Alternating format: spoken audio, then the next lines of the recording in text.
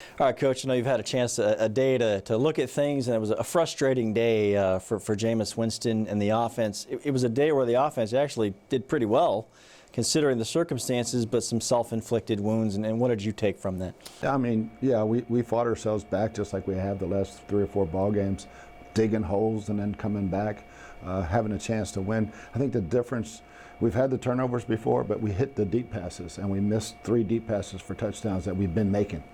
On the interceptions, and you kind of explained them one by one, the route issues and that. Across the middle, the picks on the middle, and I don't know what I'm looking at here, but do defenses see things, you think, when they're scouting you guys, that they can kind of cheat someone in the middle there? Well, yeah, that was the exact coverage. It was man-to-man with a lurker in the middle who usually reads the quarterback's eyes. And he just stared that one down a little bit too long, and he made a great pick.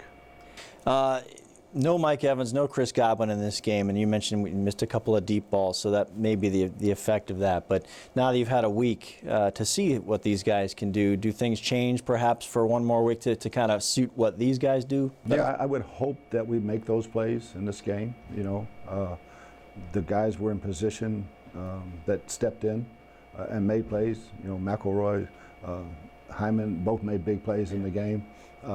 So that we can grow their role a little bit more this week, and they should have a little more confidence.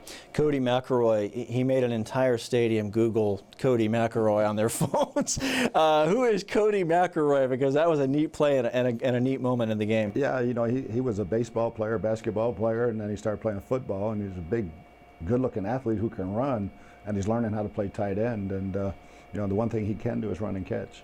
Well, it was a neat to see some names step in here as the next man up mentality goes.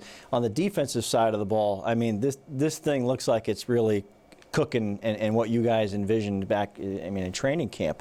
Talk about your defense a little bit. It should have been given 10 game balls out, for the defense, the way they played in this one. It was an outstanding job, especially in sudden change defense. We put them in bad positions, and they answered the bell every time, created some turnovers.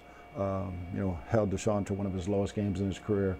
I thought Carlton Davis played outstanding on DeAndre Hopkins, just basically erasing him from the game, which is hard to do because he's one of the best in the league. When you do get on the field a lot, do you guys do snap counts? Does Todd do snap counts for defensive players? I know because when they're on the field early a lot, in your mind, you're thinking, oh boy, this could come back later.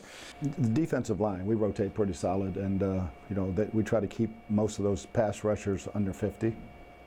The defensive backs, you mentioned Carlton, Jamel with a very big interception. How has this group grown in your eyes? And good, now you got a whole offseason to work with. Yeah, leaps and bounds. The young guys are playing with so much confidence.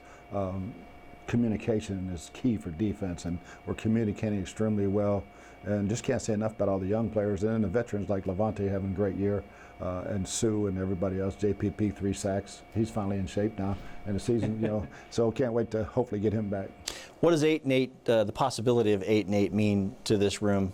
That means a huge. You're not losers. And like I said to our team after the game, we're not losers. There's no losers in this locker room. The guys fight and play their tails off. And, to get 8-8, it solidifies it.